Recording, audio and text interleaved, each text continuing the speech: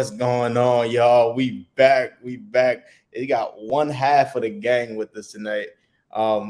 See boy Daryl, got my brother Alejandro with me tonight. We're waiting on the rest of the gang coming in, but as you see, we going over how to make your first $10,000 in the next 30 days. What's up? Got Marlon with us. Hey, before we get started, make sure if y'all are not subscribed to each of our YouTube channels, hit our YouTube channels, follow us on Instagram, like this video. Let's get started. Marlon, Alejandro, what's going on, brothers? What up, bro? Nothing. Just getting some technical difficulties out of the way over here with the webcam set up. Oh, good, bro. That's what entrepreneurship's about, dog. Solve problems and keep it moving. There it is. Yep. There it is. I love it. Yo, so I'm super excited about today. Somebody Alejandro, you want to tell them what we got in store for today, bro? Man, what we got in store. Look at, I'm trying to get my boy Marlon in here. What we have in store today, man, is how to get your first $10,000 in wholesale. You know what's crazy? Just saying that, like throughout my whole journey of just now saying 10,000, I'm like, we got to make 100,000. We have to make 200,000 this month. But my first deal was $300. But Wow. to get a 10,000, this is about to be so much fun, man. So much fun. I was just about to ask, like, what was everybody? Just out of curiosity, what was everybody's first deal amount? Yeah, bro, it was a piece of land in the middle of nowhere, landlocked and everything, bro. Tell the story. I'm interested. I'm actually interested to hear everybody's story about their first 10,000 in this business, because that'd be interesting to start it off. I know me personally. It was a struggle. It was a lot. So my first deal was my mom's house. I'm not gonna count that. First time I got 10K in 30 days was on one deal. This was terrible. It was crazy, right? Because at the end of the day, I found out that I could have probably made like $30,000, $40,000 on this deal, but I had no clue what I was doing, right? And I sold it to the first buyer, first offer. I just took it, right? But what happened? The story was I was cold calling at the time. I had a dialer. I'm cold calling, hitting the phones every single day, waking up 3-4 hours a day, just hitting the dialer, right? Doing an hour follow up, and then I'm going to my 9 to 5 after, right? So I have a seller. I'm on the phone with her, ask her the famous question, the famous line, right? She wasn't interested in selling the property that I called about, but I asked her, do you have any other properties or land or anything that you may potentially want to sell, right? She's like, I actually do. I have a triplex in one of the hottest areas in Baltimore, right? So I had no clue what I'm doing, but I'm like, all right, cool. Let's do it, right? So we're talking, we're negotiating with her, and we're stuck at a number, right? We agreed to a price, but what happened was she was going through a lot of personal things, right? She lost a dog during that time. She was like just going through a lot, right? She wouldn't sign the contract because she just said she was going through a lot, right? Somehow during the time we were negotiating, she had sent me a picture of her dog that actually passed away, right? And this was just me caring, right? And this is like my Find the Bunny story, right? What I did was I sent her I got the picture blown up, put it on a blanket, and got it sent it over to her, right? I had her address and everything, sent it over to her.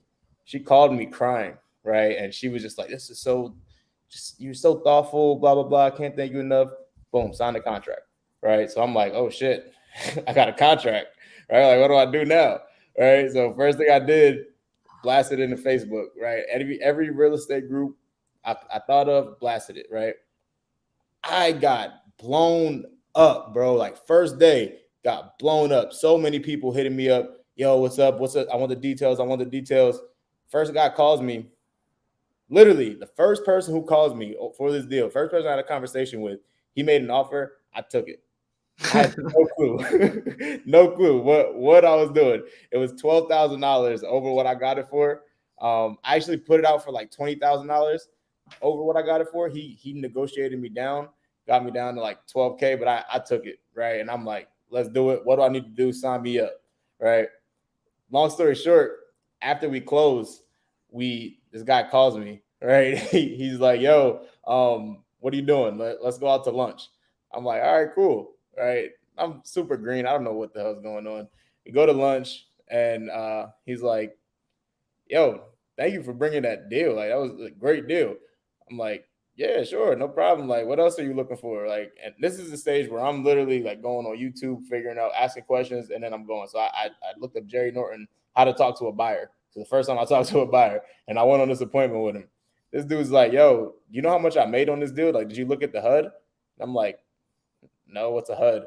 Right. And he shows me the HUD. He puts it on the table, points at the number.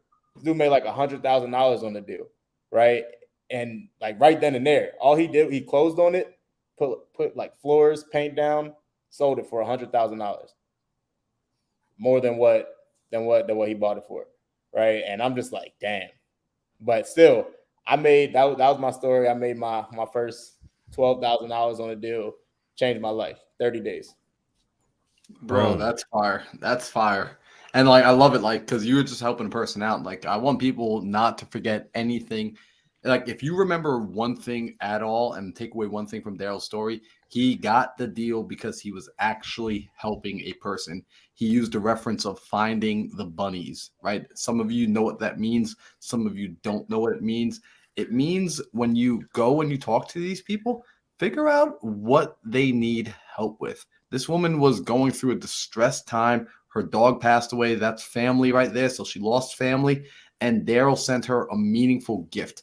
Not just saying, hey, I'm sorry for your loss, but actually sending her something that showed he cared. He's a human. So, bro, I love that, dog. You know, my first deal, when I look at it, I'm going to give two quick ones because you said the first 10K, but also the first deal ever. My very first deal ever, and we'll talk about this because I just want everyone to understand where it comes from because, again, it comes from solving problems. So the first deal I ever did, check this out, Alejandro, Lorenzo Games. Never going to forget the seller's name because he was the guy that made me realize real estate was a real thing. Wholesaling real estate was a very real thing. See, Lorenzo had this property that he had inherited from his mom.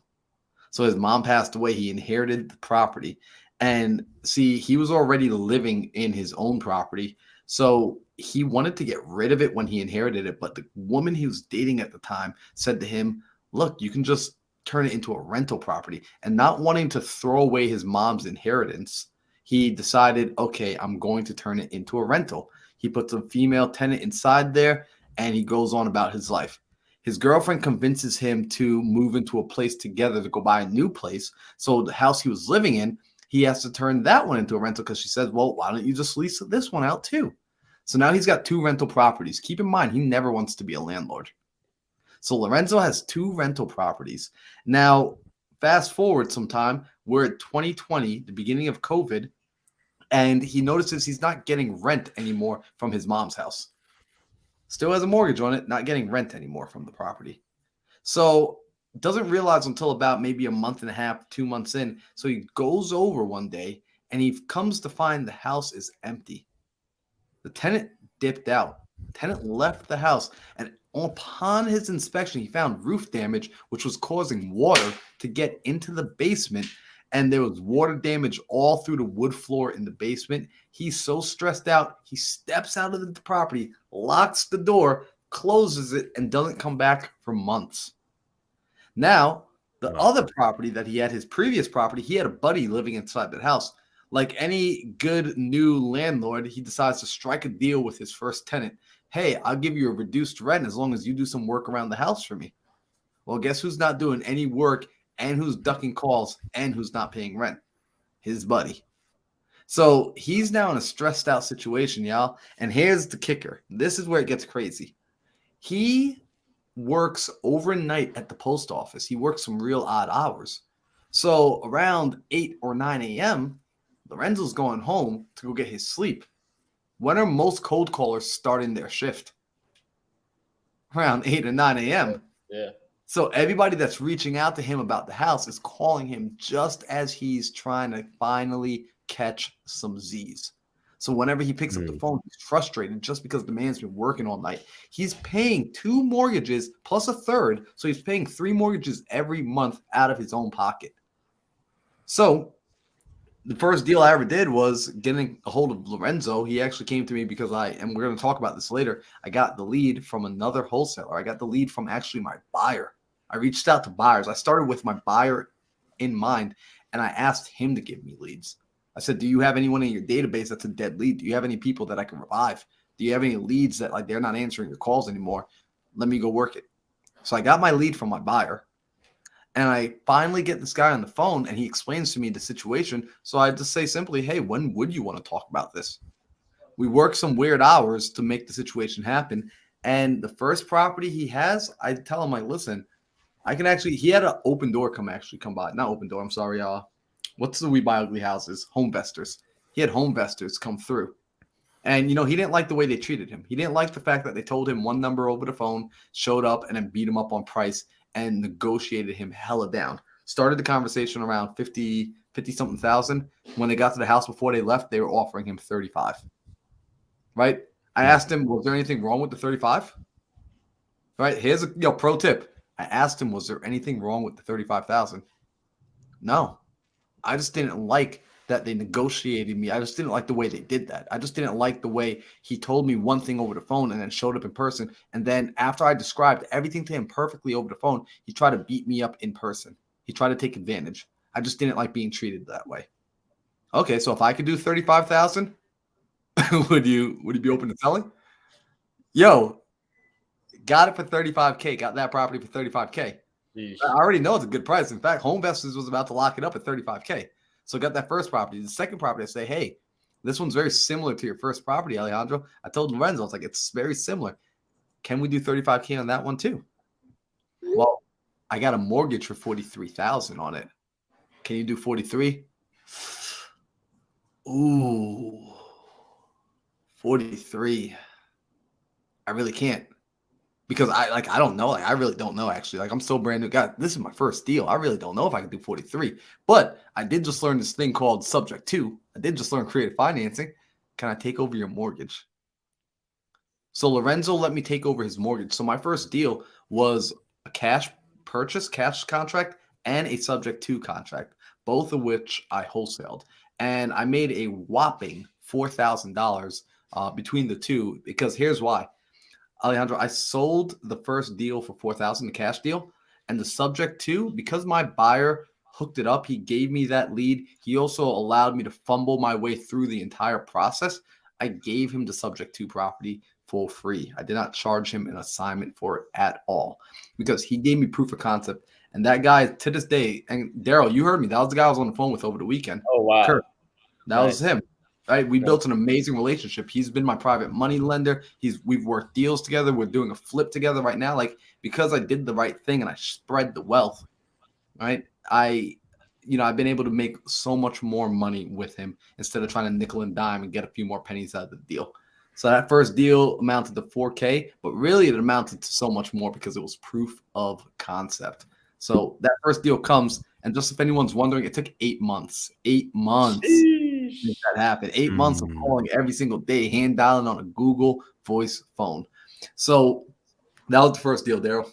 Bro, relationships are everything, bro. From just even the relationship with your seller, right? Like Open Door or whoever came, they lost it because they fucked up their relationship with him, right? They said one thing over the phone and something completely different in person, right? And you built a relationship with your buyer. And by the way, that was a crazy conversation that I was able to listen in on, right? Like, Marlon, you're able to, it's almost like you're able to see down the line, bro. Like, it's like you knew that this guy was going to be a key part of your future. You almost wanted this relationship, right? So you gave him a gift, pretty much, right? Like, you gave him a gift. You say, here, it's a free one. Like, 100%. And he, just so y'all know, he went on, like, I saw the numbers later. Like you, Daryl, I didn't quite know what I was doing anyhow. So I didn't realize how much he was going to make. He made a freaking killing on that house. I probably could have still charged him a couple dollars, but that's why he said, and that's why he said, whenever you call, he will answer the phone. Yeah. I want people to make money. When they do business with me, my goal is for you to make as much money as possible. Yep. Without a doubt. That's crazy. What you got? One of your first wholesale deals was a sub 2, bro? Yes, sir. Very first ultimate deal was Wow. a sub 2 in a cash. That's Very dope. first. That's Dope. crazy. So when people say That's creative is an advanced strategy, I just say you don't know enough. yeah. True Dope. enough. Well, yeah, man, my first deal, um, and I'll actually touch base. I guess I'll go to my first $10,000, and it'll kind of start with two deals.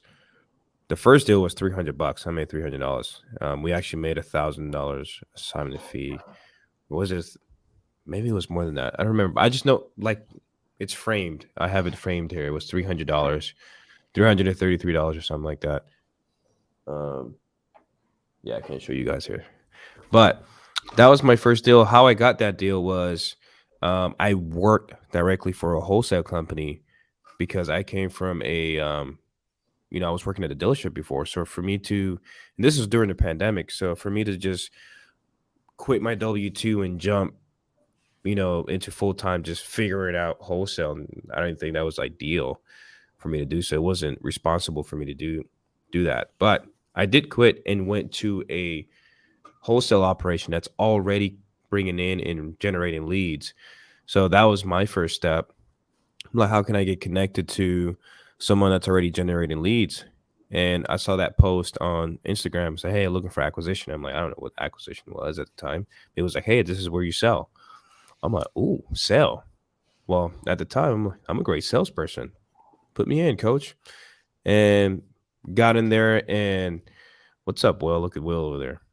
And got in there and he got me cold calling, bro. And I'm like, man, what is this? Why am I cold calling over here? And at the time, I didn't think anything of it because I didn't know how a wholesale operation worked.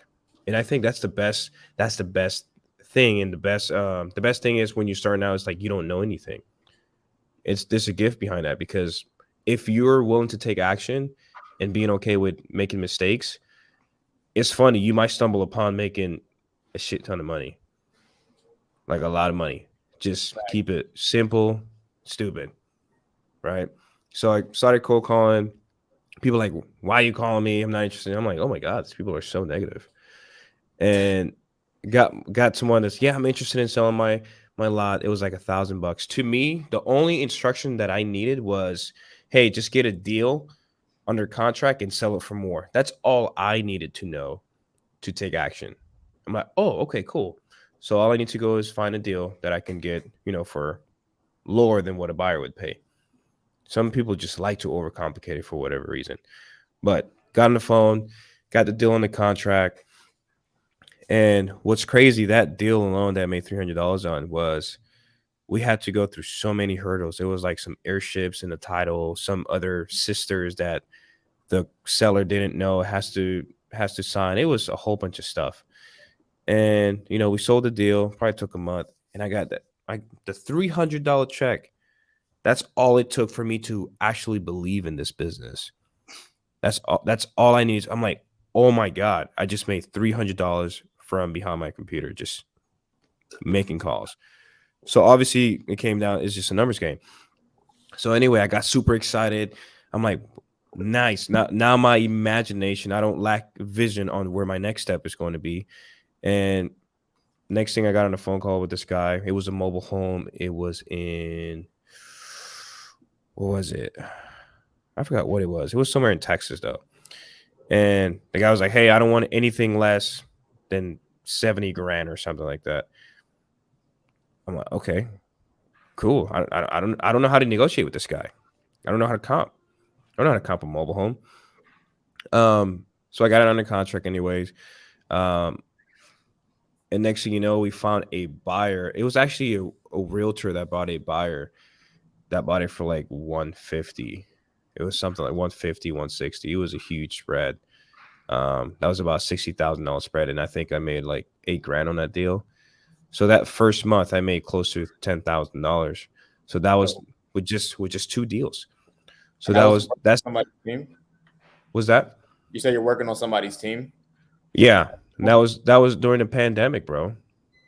Shit. I was so shook back then because like I didn't know where my next check was gonna come. I just knew I had to get on the phone, pick up the phone and start dialing.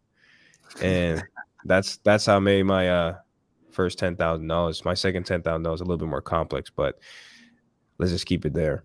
That was fun. So let's dive into it. I mean, I'm happy that people now can get a little bit of an understanding of where we were all at when we made our first 10K in the business. Actually, I know I just told my 4K story. I'll tell my 10K story later, because now let's get into the actual breaking it down, because there's a few different ways and strategy to go ahead and go about making that happen. So I think we should probably start with, in my opinion, the easiest one and probably the most beneficial. If you are straight up getting into this business, you don't have money, and you know and believe it can work. However, you just are, like, I'm talking green. If I were starting fresh over again, I would do exactly what Alejandro did and exactly what Daryl did. I would go and find an established business. I would find an established wholesale operation, and I will go and work on their team. I will go and work for them to go and make my first check, to go get proof of concept. Because here's what a lot of people don't realize. Wholesaling has a lot of moving parts. There's moving parts. There's marketing, there's lead generation, there's follow-up, there's closing, there's transaction coordination, there's disposition. There's a lot of moving parts to get your first deal done. So what you want to do is mitigate how many of those moving parts that you are responsible for.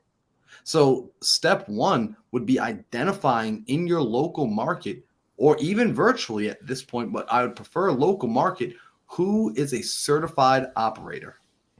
So Daryl and Alejandro, both of you were able to work on somebody else's team in an acquisitions position. Am I correct? Bro, it was at one point. Yep. I was on 3 teams at once. Sheesh. I was on 3 teams. Just making calls.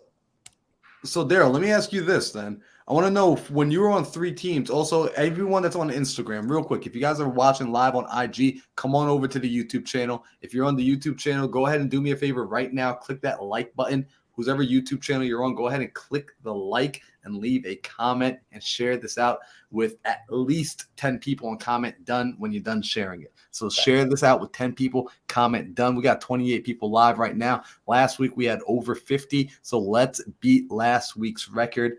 All right, let's jump into it right now. So Daryl, you were on 3 different acquisitions teams, Yes. right? What I want to know from your experience, what did you learn about how to identify a good acquisitions team to go and join? When looking for an acquisitions team, are they all made equal?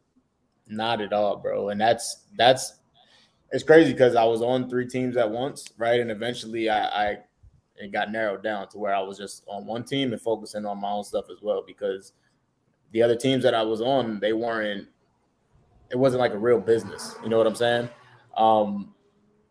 It's easy to identify a real business when they have systems in place, processes in place. They actually meet every single day, right? And they don't treat it like a hobby.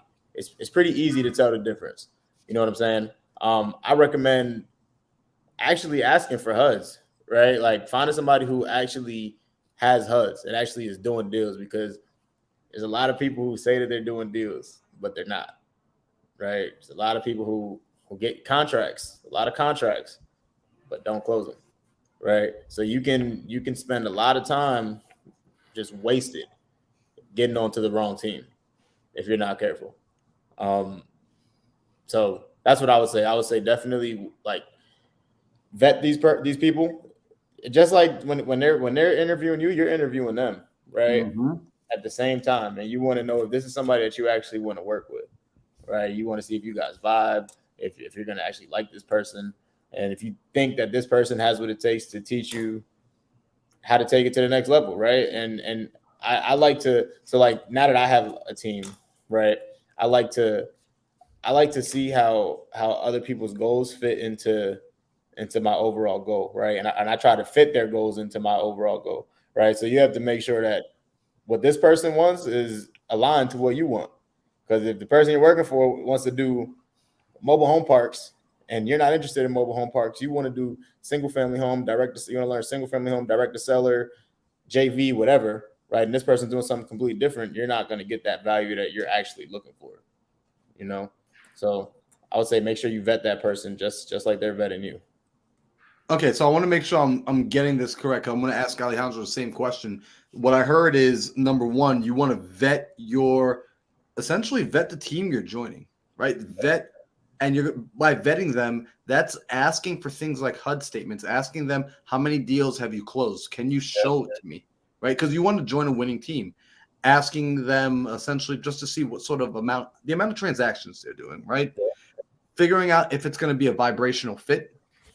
Right, figuring out if the culture is a culture you mesh into, right? Are these people very aggressive and you're more of a laid back kind of person? Are these people too laid back and you're very hungry and you want to go? Are they trying to do just like 2 deals a month and you're trying to be on a team that's doing 20? Are they trying to do 20 deals a month and you're just trying to do 1 deal and work 2 hours a week? Understanding yourself and understanding how you fit into that puzzle. That's going to be critical. And then also what you said, right? Because you do run a team and you run a very, very strong sniper acquisitions team. And you make sure that your organization's goals align with the employees' goals and vice versa. The employees are able to get to where they want to get to. So they're able to still get to their own personal destination while still helping the organization grow towards its destination and target. That sound about right? Without a doubt. Bro, let's go. Let's fire. That's fire. Bro, you want people to be able to see the long term, right?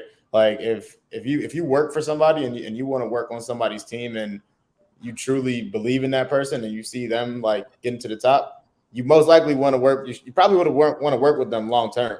You know what I'm saying? Because if they're going to the top, where do you think you're going to go, right? Yep. So if you can't tolerate this person, if you don't like the way they work, if like you were saying, Marlon, if they're too aggressive, like I've had somebody quit my team before because like we were on a Zoom and I cursed like after when I got off the phone with the seller, I said like I cursed and I said some shit that's just like y'all know me, like just some stuff that I would say, right? And she was like, oh, like that just doesn't align with me. I'm like, I get it 1,000%. It doesn't align with me either. We probably would have figured this out somewhere down the line anyways.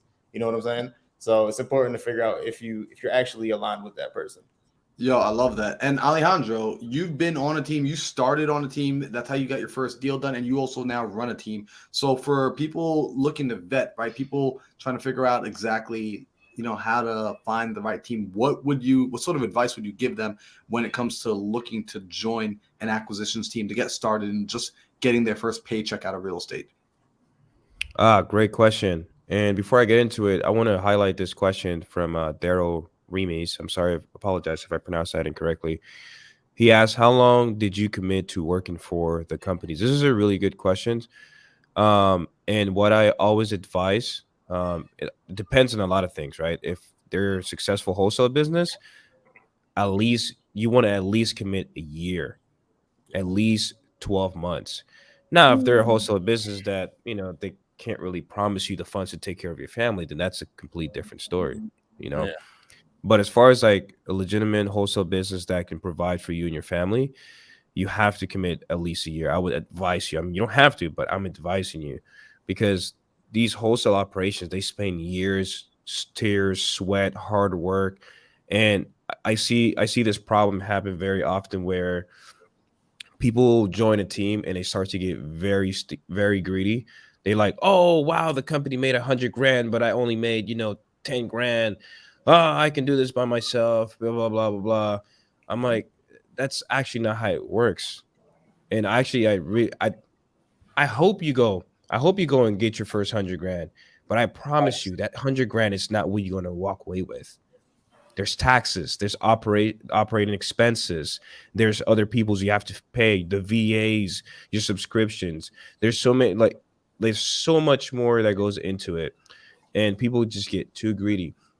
So I always advise this, Daryl, whenever you join an acquisition team, stay for at least a year. Why? Because each quarter you're going to learn something different about the business. So depending on your superpower, Daryl, let's say you're closer. So the first quarter, you want to take time and understand how to close deals, right? And first and foremost, you want to make sure you have your upfront contract with this person you're joining. Hey, my goal is to eventually run my own business. Don't be that guy that like, hey, I'm gonna go work for you, and then you want to run your own business. You want to be an entrepreneur. Be upfront. People would gladly like appreciate that you're being honest with them. Like, hey, I'm gonna work for you. I'm gonna commit 12 months minimum, and at the end of this road, it's either we're gonna continue working or I'm gonna want to, start my own business. So going back to those quarters, the first quarter, you want to learn how to close deals. The second quarter, maybe you want to learn how to do, sign contracts, how to, do transactions, how to send the contract to the title company, how to find title companies. The third quarter, you want to learn how to do dispo, right? And then the fourth quarter, you want to learn how to generate your leads. And it doesn't have to be in that particular order. You can learn differently depending on your superpowers, Daryl. Maybe you're really good at dispo and you want to start a dispo, and then maybe towards the end you learn how to do acquisitions. And that's kind of how I would approach that. So I hope that answered your question. Yo, and to add on to that real quick, bro, whatever you agree to with that person that you're signing up with, just make sure you keep your commitment, right? Yeah. Like it doesn't, if you agree to 6 months, if you agree to a year, if you agree to 3 months, make sure you go that whole 3 months and you keep your word, right? Because I'll tell you firsthand, like this is one thing I learned, like when you're a bad employee, because I was a bad employee before I became a boss, right? I was a shitty employee, and I got that came back to me. You know what I'm saying? Like first starting off, I got a lot of bad employees, a lot of bad VAs, a lot of bad people that said they wanted to work for me and then would quit after a week, right? Or just not do the work. You know what I'm saying? So it's going to come back to you. So make sure you just keep your word. If you say you're going to do something, do it. Yeah, perfect. And then to answer your question, Marlon, how to properly vet a wholesale company. Excuse me. Just like Daryl was saying, yo, let me see the HUDs, man. Let me see the HUD statements. And honestly, if someone really feels kind of iffy about showing you HUD statements, for me personally, I wouldn't go work for that company. Like if you're hiding proof of that you can provide for my family, then I'm going to stay away from you. Because that was one of my main concerns when I first joined the wholesale operation that I had. I'm like, hey, man, I'm making $10,000, $15,000 a month in my dealership business. First thing he said, I can't promise you that, but I can promise you there's a lot more opportunities. It's either you take it or you leave it. And that's all I needed to understand. My risk tolerance was out the roof compared to a lot of people, right? I didn't have kids. I don't have kids. I don't have any responsibilities, right? So I can just take off and quit and just start a new life. So vet them with the HUD statements. Ask around about them. The real estate industry is very small. You can ask, someone else on the Facebook group, hey, what do you know about this company? Oh, dude, they're great. Or, oh, man, they always locking up deals too high. Like just ask questions, ask around. And maybe that person that you connect with, that owner who's hiring you, maybe he connects with you in a different space, right? It doesn't have to be all about real estate. Maybe that person can help you or you can help them bring deals. Hey, I don't think I'll be a good fit for your company, but I can certainly bring you deals if you have a really strong dispo team. So you don't have to go work for them, but you can work with them. And, that would help you get your first check. That's an area. So I want to add something onto this, right? And because this is essentially the vetting on the things that we're looking for positive. At the same token, what I want to make sure that we avoid doing, because this can be a somewhat fatal mistake. And let me get this door closed here. So this could be a somewhat fatal mistake here when you're new and you're thinking, I'm going to join somebody's team. What a lot of people try and do in the very beginning is I'm going to partner with another new person who also doesn't know what they're doing. I'm telling you, I see a lot of this. I get a lot of these groups DMing me, and it's the blind leading the blind. You don't want to partner with somebody who has the same amount or less experience than you. The goal here is to leverage. You want to leverage somebody else's experience. You want to leverage somebody else's systems. You want to leverage somebody else's resources and capital. In exchange for the ability to leverage, you are going to be coming in and operating their machine. So it's really important that when you hear us say, go out and find an operating team to go work with, make sure they are established. Do not just pick the first person that talked to you in the Facebook group. Do not just pick the first person that responded to your message because they were nice. Pick the people who can actually push you to the next level, who can actually pull you to the next level. And I just want to acknowledge something. James says, I've been in a couple of months into the sub 2, finally realizing I should probably start wholesaling. Yeah. So James, recognizing that everyone needs to understand this business is pretty simple in the sense of the idea is buy and sell to create cash so that you can buy and hold to build wealth. Buy and sell to create cash so that you can buy and hold to build wealth. So if you're in the beginning stages, you really want to understand that because holding property is no joke. You need to have reserves. You need to be able to withstand the what ifs. You need to be able to withstand the rainy days. You need to be able to withstand the unforeseen events that will eventually and inevitably occur. So the cash that you have on reserve is going to allow you to do that. You need to go and build your war chests first. Wholesale will be that tool if you're stepping into this real estate world. So essentially, we're talking about, I just want to recap that for everybody. When we're looking at how to make your first money, how to make that first 10K inside of 30 days, go and be on an acquisitions team. Well, it is very possible, even with just collecting a 6 to 10% commission, a 6 to 12% commission, whatever it is you negotiate with that team or whatever they're offering, they should be able to provide you with enough leads. One more question I would say to ask as a vetting question is just asking them, hey, what would the lead flow look like? How many leads would I get an opportunity to call? How many people? What sort of marketing are you doing? What will this look like? Is it going to be something where I still have to go out and get my own leads? Or are you telling me I'm never going to be able to get through all the leads that you have because you're just pumping them out so much? So I'm always going to have work. I want to go to that place where I have quality leads. I want to know that, look, I've got plenty of opportunities to shoot the ball, especially if I'm brand new. And is there going to be a work environment? I would look for this. Look for a work environment where you can actually sit around other people who are also closing, who've already made money, because you're going to start to learn things from them. When I was getting started, I started tapping in. We didn't have this, so we started using virtual offices. I was making calls with Daryl and Keston and Will. We were hopping on a Zoom call. We were hopping on Skype back then to make our calls together.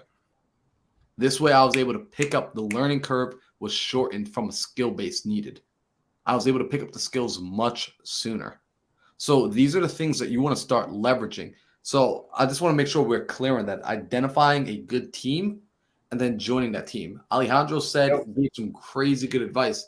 Alejandro said, be prepared to dedicate a year to this team. And Daryl, I want to highlight this because I think a lot of people are going to miss this. Your goal is to eventually run your own operation. The sort of employee you are is the sort of employee you will get. So when you run in someone else's business and you work inside their business, although you are an entrepreneur at heart and you will build your own business, when you are working inside their organization, I need you to put your organization on the back burner. I need you to put the ideas of your organization on the back burner until your term is up, until you're done. And look, if you're saying like, I can't give a year to them, give 90 days. Have a conversation that at the 90-day mark, we will revisit this conversation. But during those 90 days, you are tunnel vision. You are locked in. Their business is your business. You treat that baby like it's your baby. You treat their kid like it's your kid.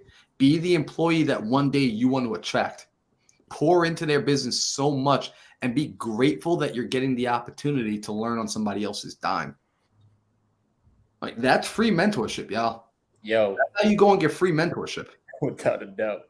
Right? Because we're talking about doing this business with little or no money.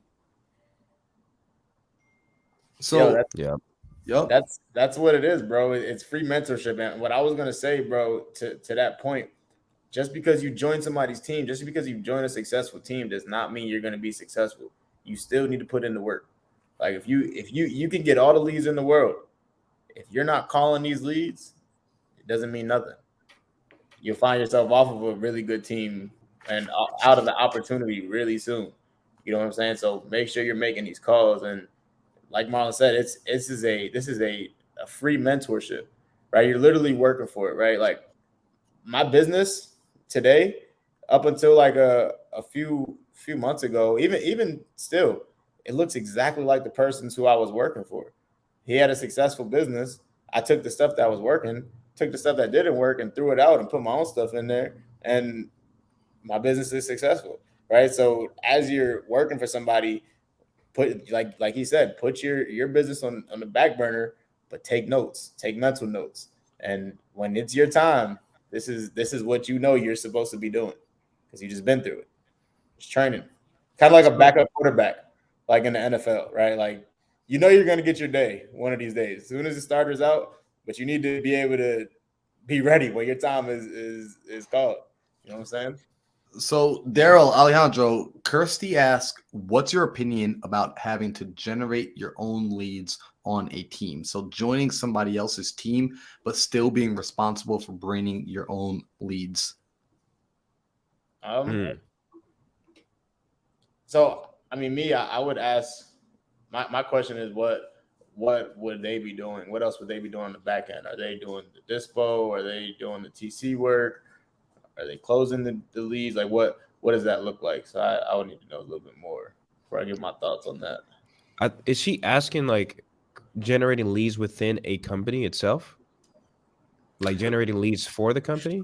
Yeah, Curtsy, could you clarify that? The way I read that is like, what's your opinion on having to generate your own leads on a team? In my opinion, I kind of read that as she joins a team, someone joins a team, and they now have to go out and basically bring leads to the table. They still got to go out and farm their own leads, or maybe, they're doing their own sort of like realtor outreach or they're door knocking and things of that nature. So I would want to clarify that. However, I would answer it in two ways. If Curtsy says, yeah, that's correct, right? So she has to go out and farm her own leads. If that's the case, I'm going to ask the same thing that Daryl asked, right? What's your team bringing to the table that you're missing? And this is not me knocking that they're not bringing value. I really want you to ask that question because they might be bringing, hey, we've got all the dispositions and the transaction coordination, and we can help you close, right? So you might say, look, I'm really good at starting the conversation, but I don't know how to finish the conversation. So then you go to a Daryl or you go to an Alejandro. I'm using them as an example. I'm not sure if they're even taking people like this right now, but you would join their team in a sense of you're now a lead generator. That's the position that you're playing on their team. You're generating the leads and you're bringing the leads in, and the value they bring is they are going to show you how to finish the rest of the deal, how to bring it down the conveyor belt. You want to be sure that they can provide that value for you if you don't know how the rest of those steps go. Because like Daryl said, when he did his first deal for 10K, he left so much money on the table. So here's an interesting thing, Christy. You might actually be able to make the exact same amount of money that you would make if you do the entire deal by yourself. The only difference is if you do it with someone else, let's say they make a 10K spread into a 30K spread, and you still only walk away with a third. So you still walk away with 10K. Here's what happens. More people eat. More people get fed. You're providing for other families, and then you're also having a relationship get built. You're spreading more wealth and abundance into the world. This always comes back. So I love that question. And really just be certain on what value are you providing? What value are they providing? Don't be afraid to ask if you're not quite 100% clear. Just ask them, hey, so how does this work? What am I responsible for? And what should I expect from you? What are you responsible for? You don't want to be afraid to have these conversations. Without a doubt. Without a doubt, bro. I love it. So that's, I say we hit that pretty well. What are some other ways you guys think we can make 10K in 30 days? Because that's the issue with real estate, right? There's just so many different avenues, so many different ways. So that's just number one.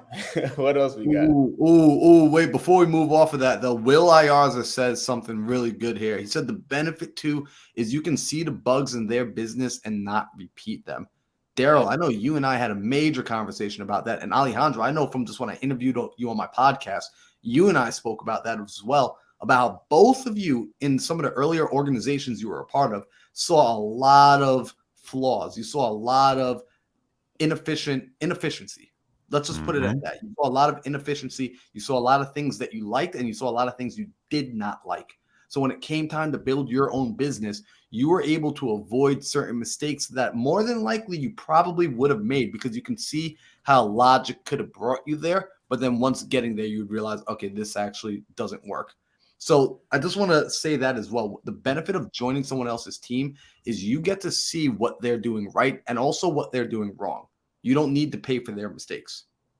But I think that's a good trait for like any good business owner anyways. Like I know me personally, like whenever I go into like an establishment, I'm instantly thinking about like what are they doing that they could do better? What are they not doing that they could do better? Like if I bought this right now, what could I do to make it better? You know what I'm saying? I'm always thinking like that. Right? And I think a lot of successful business people do. So that's a great point, Will. Yep. And Daniel Quijano just said he loves the comment. I guess someone said, or it might be his comment, just because you join a successful team doesn't mean you'll be successful. So y'all still gonna have to put in the work. Just recognize joining a successful team provides you with an environment. It provides you with a campfire. You're looking for an environment that will give you the opportunity to grow. You're looking for an environment that will provide you the opportunity to shoot the ball. You still got to get up and practice. You still got to shoot. You still got to work on your sales training. You still have to work on everything. However, just recognize we're simply trying to take as many things off your plate so you can focus on one thing at a time. If you're going to focus on acquisitions, focus on acquisitions. You're going to focus on dispositions, focus on dispositions. Anthony says, how many hours a week does each team member call? That's a good question, Anthony. Here, Alejandro, one of y'all want to take that? Man, I don't think you want to hear from me, Anthony. How many hours a week does each team member call? I'll be honest, I'm pretty aggressive. Like so for look there goes Victor Fuentes. He's in my acquisition team all day. LOL. So Anthony, what's important to me is that I provide the culture in my business, and the way I do that is I show them the things that I do to be successful. So every Monday, Wednesday, Friday, we actually have our first daily huddle outside, or you have to be working out at 6 a.m. in the morning. And what's crazy is Victor Fuentes, he lives in Cali. So he's waking up at 3, 4 in the morning. Ooh. Aggressive. And that's every day. Every day our first meeting is at 6 a.m. This is just for the closers. Okay. So we're from 6 a.m. Then we go into a different meeting at 7:15. This is like training. And then from 7:15, we go into 9 o'clock. That's the whole business meeting. And the closers, like I've always told them, like, hey man, this is not a 9 to 5. This is when you wake up until the job gets done. And it's really hard to find people that will accept that, because a lot of people have family. People, have a 9 to 5 background, a 9 to 5 mindset. They're like, I don't know, man, all day. What do you mean? So that's really what it is, because in this business, Anthony, you can't really put a 9 to 5 in this business. Like you can't, at least for me, because it's all about getting on the phone with someone that needs your help. I've closed a deal at midnight. No joke. I have Loom video if you want proof of that. Okay. I saw on the comment, it was an inbound lead. Seller's going through pre-foreclosure. Do you think that seller that's going through pre-foreclosure cares what time I call them to solve their problem? No. I was like, hey, is this a bad time? Oh, no. He needs help. So I don't care what time it is. I personally don't care, but that's just me. Now there's other companies, they'll tell you, hey, this is just a 9 to 5, blah, blah, blah. That's just not me. So Anthony, for me, how many hours a week until the job gets done? I agree 1,000%. We've done closed deals that got contracts at 9 o'clock at night, midnight. We make calls on holidays, birthdays, Christmas, Thanksgiving, weekends. It does not matter. As my response when people ask me, like, is it a good time to call at this time? My response is, you have a phone, right? Does the phone still ring at that time? perfect. It's a great time to call. As long as the phone's ringing, it's a great time to call. So anytime. The holidays. This is Holidays so funny. They're the best time. Bro, the best time to call. Everybody's home and nobody's calling. Everybody answers and nobody else is calling. You, bro, they're the best so right. days. You so right. That is so funny. Days, my team actually have to remind me of holidays because hey, can we take this day off? I'm like, what is that? What are we talking about? So I actually put them in charge to as far as like what the days off should be, because for me, like I just can't put myself together and be like, yeah, let's take this day off. Like it just doesn't sound right. Bro, I just got the chill saying that right now. Without doing that in that situation, I kind of like. I hope my team's not watching, but I kind of make them feel bad, right? I'll be like, hey, I mean, you can take the day off if you want. I won't. I'll be making calls. But go ahead. You got the option. You can do it. Yeah.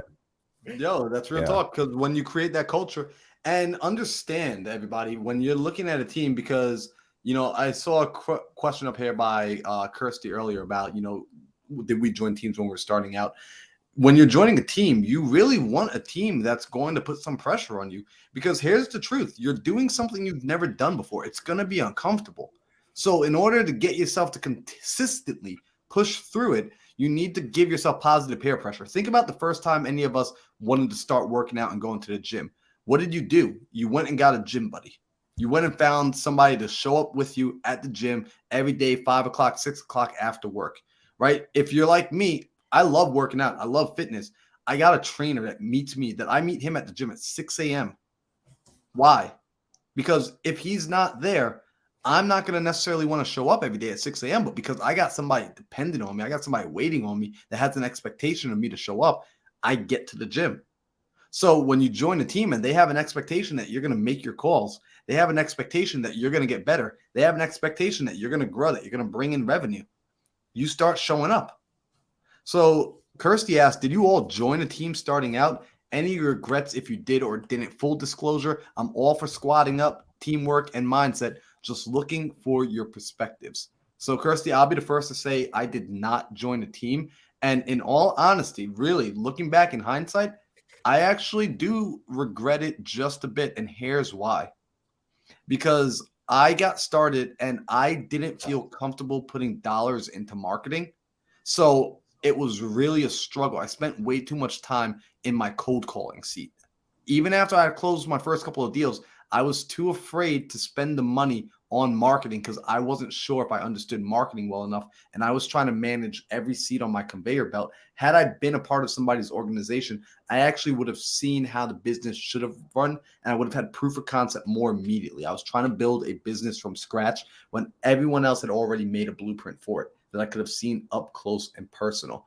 By the time I finally realized, you know what, it would be a really good idea to go join someone else's team. At that point, Kirsty, I got to be honest with you, and this is just me being truthful and vulnerable, I had too much pride at that moment. People had already started to recognize me for my small victories until that point, and I was letting that get to my head. I was letting other people's perception of me and not wanting to lose out on them looking at me like I had done something great, like I had done a huge accomplishment, that I didn't want to go and put myself in what I had mentally perceived at that point in time as a lower position. I would have rather have been the boss of my own piece of garbage than to be a prince inside of someone else's kingdom where it's actually flourishing. In hindsight, I would have tossed the ego out the window. I would have joined a killer team. I would have had a conversation with them that, hey, look, every 90 days, I would like to revisit the conversation. And ultimately, I would have, guys, I just looked at my phone. Will just cash after me $1. Shout out to Will Ion. He says $1 for the value. He said, yo, Will Ion says the homie, he just cash after me $1. That's funny. Appreciate you, Will. So I would have joined someone else's team, just right off the bat from the very beginning. I'll let Daryl and Alejandro get at that too. You already know from their story, but you might have missed it in the very beginning when we kind of went over that. Real quick before we get into that, let me here you go, Will. Here's my cash app. Take $1 as well, bro. Yeah, but back to the question, right? Actually, Marlon gave me the best advice that I've gotten and that was to get on the team, right? Like I called Marlon. I'm like, yo, how do I become a badass closer? He says, join somebody's team. A week later, I joined somebody's team, right? And my only regret was that I didn't do it sooner, because I too had pride and had ego, and I lost a lot of money. I lost a lot of relationships, and wasted a lot of time trying to do it myself, right? And I did what Marlon said earlier. I squatted up with partners who also didn't know anything, and we were all friends at the time. So it was bad, right? Like friendships were almost ruined. I wasted a lot of time with a lot of arguing, a lot of stress, right? And I was broke for a minute until I got on somebody's team. So that's my regret, not doing it sooner. What about you, Alejandro? For me, did I join my team starting out? I did. I worked for a wholesale company. Do I have any regrets? No, I do not. I do not have any regrets. I loved every single day of it. I learned so much from it, and there was, not everything is perfect. Obviously, you're gonna have some ups and downs, but I loved every ups. I loved every down, because every down made me 1% better the next day. Yeah. Yo, I love it. Yo, real quick. Randy Concepcion just sent $5 to beat Will. He just cashed out $5. I'm just like, yo, this is crazy. Because I say, could I get a cash out? Every day I say an affirmation that money comes to me easily, frequently, abundantly, and in ever increasing amounts from expected and unexpected places. So that is funny right now, yo. Yeah, back up to this right here. That's funny. We gotta do one of those days where we just like try and drop as much value. We just drop as much value as possible. Bro. It's gonna be a good time. So, Calvin says, what if you're too stubborn to want to join a team and want to build one yourself, asking for a friend? So, Calvin, again, this was my story. Just being a little too stubborn, really wanted to build a team on my own, build my own thing. Here's what I recognize. Patience is a virtue, right? If you're going to build something, build a strong foundation. See, do you want to build a, 2-story house, or do you want to build a skyscraper? Do you want to build an entire, do you want to build a little hut in the woods, or do you want to build a city? If you're going to build big, you need a strong foundation. If I said, Calvin, you have the opportunity to go work directly with Elon Musk for a year, and he will show you the ropes. You have the opportunity to be close in proximity with him, and then you can go build your own. Would you say, no, I'm just going to start building my own thing today? See, I wish somebody had this conversation with me. I wish I were brave enough like you, Calvin, to ask this question. I wasn't. I just talked to myself. I was in my own head, right? It was COVID. I was locked up in my bedroom, and I was just talking to myself, letting my own ego do most of the talking, to be honest, right? Like Daryl was smart enough that he actually picked up the phone and he started reaching out to other people. Alejandro was smart enough to go and seek help. Your boy over here, I wasn't all that intelligent at that time. I got to be honest. And here's a crazy thing, right? I did pay for mentorship, and I listened to my mentors, but I still try to do it my way. See, I was listening to what they were saying, and they were saying, do this, do this, do this. And I'm like, yeah, but I'm going to do it my way. Here's the thing. This is why we were talking about vetting the team. Vet your team, vet your mentors, but vet your team. Because once you join their team and you've already vetted them, you already did the hard work of figuring out, are they legit? Can they provide? Can they produce? Once you determine that the answer is yes, and you determine that you're going to be with them for X amount of days, have faith. Abandon your own thoughts. Join in, assimilate, become a cog in the machine. Some of you, your butt cheeks just squeezed together when I said become a cog in the machine, because ultimately you came here to be an entrepreneur. You came here to do your own thing. I am telling you, a good leader knows how to follow. A good leader understands when it's appropriate to bend the knee, because at some point, people will be bending the knee to you. A good leader recognizes that at any moment in time, the role can be reversed. So you need to know how to play both sides. So critical. I mean, I really hope some people are taking this information in today, that if they're struggling to make their first check in real estate, struggling to make their first 10K, they will see like, oh my gosh, I don't need to buy $20,000 worth of subscriptions and $10,000 worth of VAs, and I don't need to sink all of my money doing a whole lot of dumb things that everybody else has already done. I can actually learn from Marlon's screw ups. I can actually learn from Daryl's victory and Alejandro's victory, and I can go and join a winning team. I can go and get on a warship instead of trying to, Will just sent another $1. I could go and get on a warship and go win this battle. So I love that. Christy says, what's with you and Keston always talking about people's butt cheeks squeezing? If you know, you know. You know. I think I agree with that 1,000% though. Like I don't recommend building your own team until you can't handle everything, until you can't handle like making the calls yourself, right? Like once you start calling your own leads, right, all day, and until you can't handle the follow-ups and calling the leads yourself, that's what I say. That's when you bring somebody on. So Antonio just asked a question. Who wants to help me get my first deal before the end of the year? I'll do whatever is necessary. I'm not afraid to call. Just need help finding valid buyers. Right? Antonio, I love that you're ready to hustle. I love that you're willing to put yourself out there to make those calls. What I would say you need to do, it's like what you're doing right now, actually, is like commenting in the comment section, starting to squad up with other people.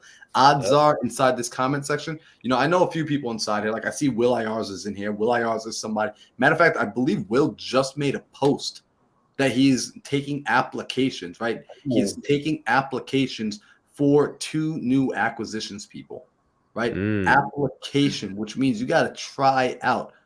Where do I apply? Tell me out. Real talk, like, because guys, if Will Ayarza is taking on people, and Will Ayarza is a performer, Will Ayarza is someone who's been getting at it.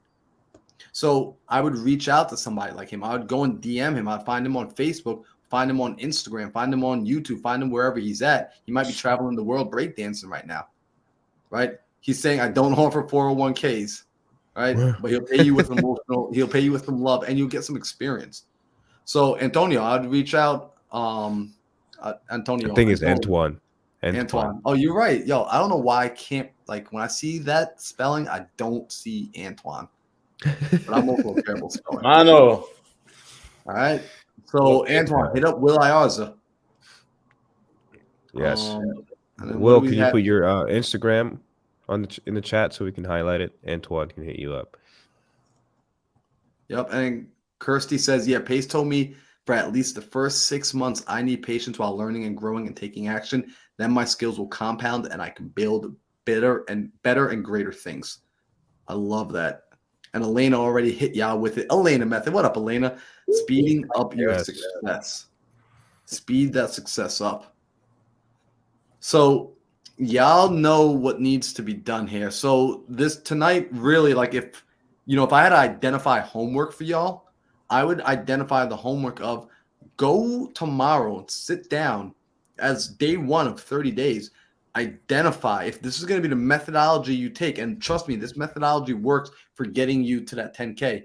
Identify who are the closers in your community. Who are the closers who are certified operations running? They are certified. They're running organizations. They are looking for people. And I'm going to give, just because y'all are here, I'm going to tell you something that I would never tell anybody else. So anyone that hears this from me will pretty much never be able to be hired from me, just so you know. So I'm going to give you a tip, but because you're getting it from me, I will never, ever, ever hire you for anything.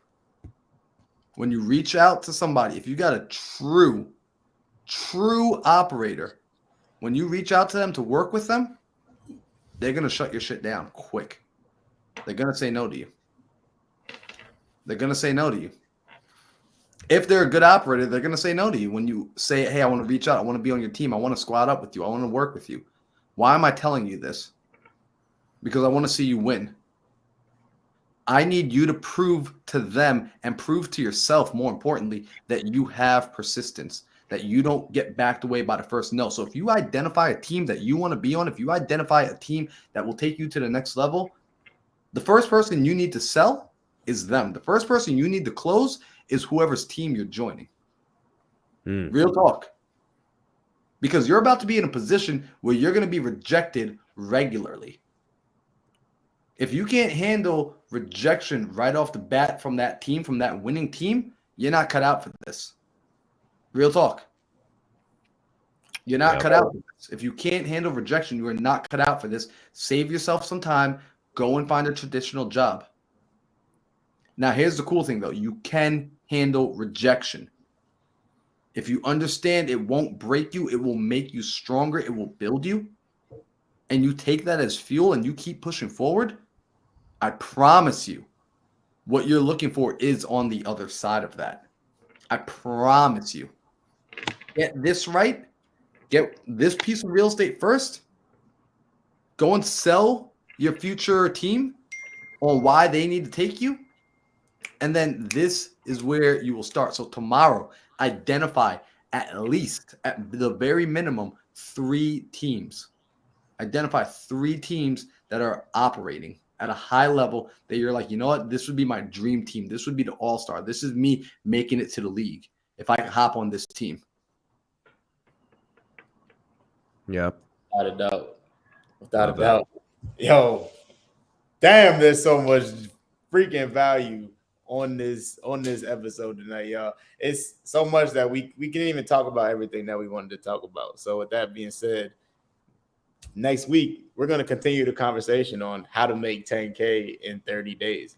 And we're going to come to you with a different strategy. Today, we talked about joining somebody else's team, right? Marlon gave you the homework, gave you the action items. Go identify 3 players, 3 people actually doing it, 3 teams making it happen, and go reach out to them, right? And like he said, you gave out the sauce, but I'm a little upset that you gave out the sauce. Like I put out, when people reach out to me and I don't respond, like I'm waiting for them to follow up. Because if you don't follow up with me, you're not going to follow up with my leads.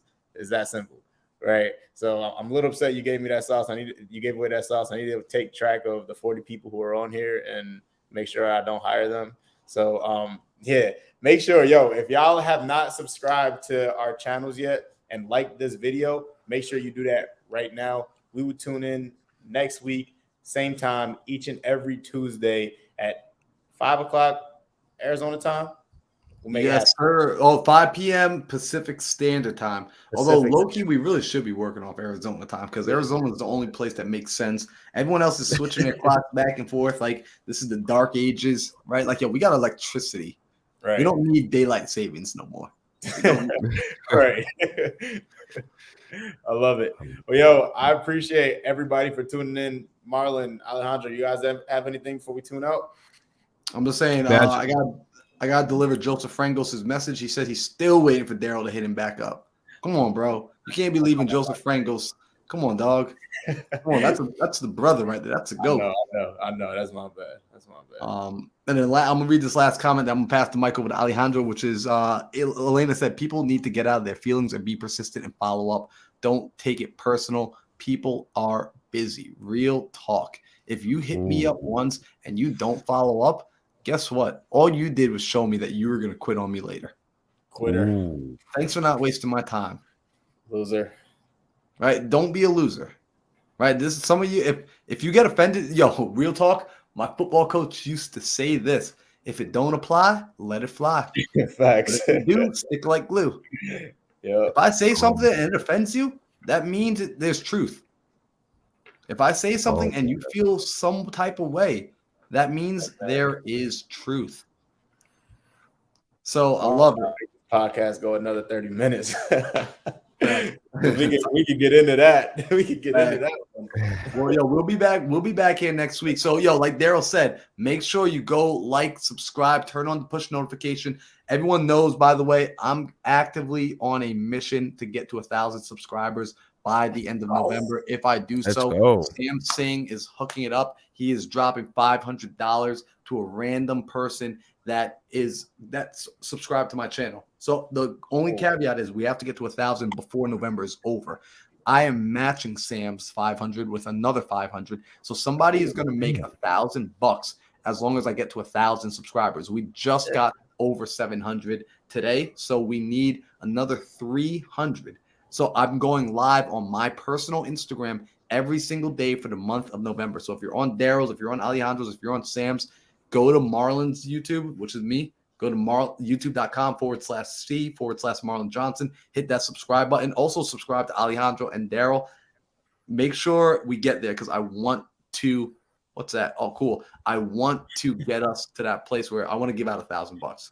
Right? I think it's super cool. I'm loving watching these guys on social media give away money, give away prizes, give away things. So I want the opportunity to do so. However, I made the promise that it has to be 1,000 subscribers before November is over. So that will be the deal. Alejandro, I'm going to pass the mic over to you because I'm done talking or else we'll be here all night. Oh, bro, we could have ended it when you said that freaking gold nugget there. You said if you get in your feelings and you don't follow up with me, that means you would have quit on me in the future. Can you repeat that one more time, bro? I really need to write that down. That was fire. I just wanted to end the YouTube right there. Bro, what was 100%. It that you said, Marlon? 100%. I mean, I might have to go back and replay it myself. But essentially, if you don't follow up with me, you just proved to me that you are going to quit on me in the future. So thank you for not wasting my time. If you only hit me up once and this is why I don't respond to people on the first time. Real talk. I'm just being honest. I do not subscribe. I purposefully don't. If you're a total stranger and you reach out to me and you don't get to the point in that first initial message and it's just a, hey, just wanted to connect, I ignore you. Real talk. I ignore you. Because if you're not going to follow up, then you just proved to me that whatever you were going to bring into my life was unimportant. At least to you it was. Because you didn't see to it to follow up with me. Do you know how many people I've reached out to that I followed up with, that I now have as relationships in my life, that I've turned into opportunities, that I've gotten podcast guests, that I've gotten different resources from, simply because I followed up? And it's like, look, I'm going to be annoying until you make time for me, and then you're going to find out you actually like me. But I'm going to do whatever it takes because I want this relationship. I want this resource. Yes, that's fire. I don't even. That's all they need to hear. Thank you guys for being here. Please follow me on Instagram.